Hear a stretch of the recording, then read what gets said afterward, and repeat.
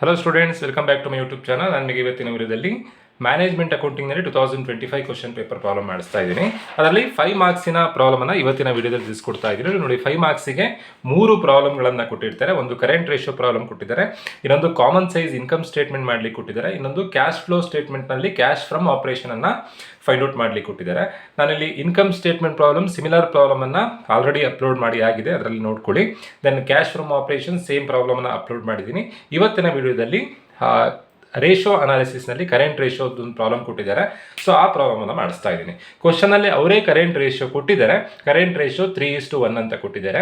Working capital ಕೊಟ್ಟಿದ್ದಾರೆ. Working capital 2 lakh. ಈ ಇನ್ಫಾರ್ಮೇಷನನ್ನು ನೋಡಿಕೊಂಡು ನಾವು ಕರೆಂಟ್ ಅಸೆಟ್ಸ್ ಮತ್ತು ಕರೆಂಟ್ ಲಯಬಿಲಿಟೀಸನ್ನು ಫೈಂಡ್ ಔಟ್ ಮಾಡಬೇಕು. ನೋಡಿ, ಕರೆಂಟ್ ರೇಷಿಯೋ 3:1 ಅಂತ ಅವರೇ ಕೊಟ್ಟಿದ್ದಾರೆ. 1 ಅಂತ ಕೊಡದೇ ಇದ್ರೂ ನಾವೇ ಬರ್ಕೊಳ್ಬೇಕು. ಕರೆಂಟ್ ರೇಷಿಯೋಗೆ ಫಾರ್ಮುಲಾ ಏನು ಅಂತಂದರೆ current assets divided by current liability. 3:1 ಅಂತಂದರೆ ಕರೆಂಟ್ ಲಯಬಿಲಿಟಿಯ 3 ಪಟ್ಟಷ್ಟು ಕರೆಂಟ್ ಅಸೆಟ್ಸ್ ಇರುತ್ತೆ. ಸೊ ಕರೆಂಟ್ ಅಸೆಟ್ಸ್ 3 ಆಗುತ್ತೆ, ಕರೆಂಟ್ ಲಯಬಿಲಿಟಿ 1 ಆಗುತ್ತೆ. ಕರೆಂಟ್ ರೇಷಿಯೋಗೆ formula current assets divide by current liability. Current assets ಎಷ್ಟು ಅಂತಂದರೆ 3, ಕರೆಂಟ್ ಲಯಬಿಲಿಟಿ 1. ನಮಗೆ ವ್ಯಾಲ್ಯೂ ಗೊತ್ತಿಲ್ಲದಿರೋದ್ರಿಂದ ಎಕ್ಸ್ ಅಂತ ಬರ್ಕೊಂಡಿದ್ದೀನಿ. ವರ್ಕಿಂಗ್ ಕ್ಯಾಪಿಟಲ್ ಕ್ವಶನಲ್ಲಿ ಅವರೇ ಕೊಟ್ಟಿದ್ದಾರೆ 2 lakh.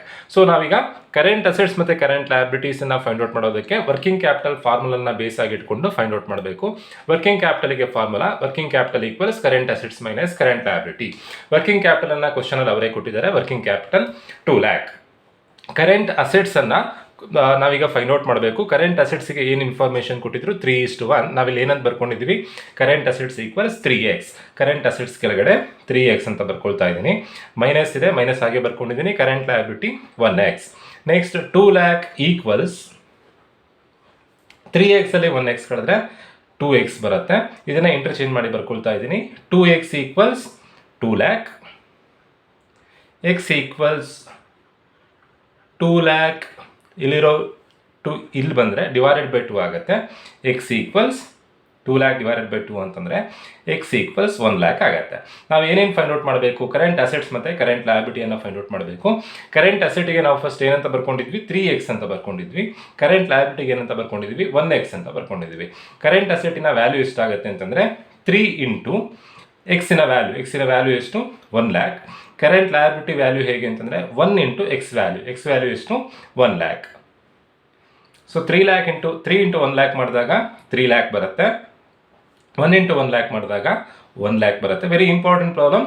ಎಲ್ಲ ಕ್ವಶನ್ ಪೇಪರಲ್ಲಿ ಈ ಥರದ ಪ್ರಾಬ್ಲಮನ್ನು ಕೇಳಿದ್ದಾರೆ. ಲಾಸ್ಟ್ 2024 ಕ್ವಶನ್ ಪೇಪರ್ನಲ್ಲಿ ಇದೇ ಥರದ ಪ್ರಾಬ್ಲಮನ್ನು 3 ಮಾರ್ಕ್ಸಿಗೆ ಕೇಳಿದರು. 25 ಅಲ್ಲಿ 5 ಮಾರ್ಕ್ಸಿಗೆ ಕೇಳಿದ್ದಾರೆ. Important problem. ಹೋಪ್ ಎಲ್ರಿಗೂ ವಿಡಿಯೋ ಅರ್ಥ ಆಗಿದೆ ಅಂತ ಅನ್ಕೊಳ್ತಾ ವಿಡಿಯೋ ಮುಗಿಸ್ತಾ ಇದ್ದೀನಿ. Thank you.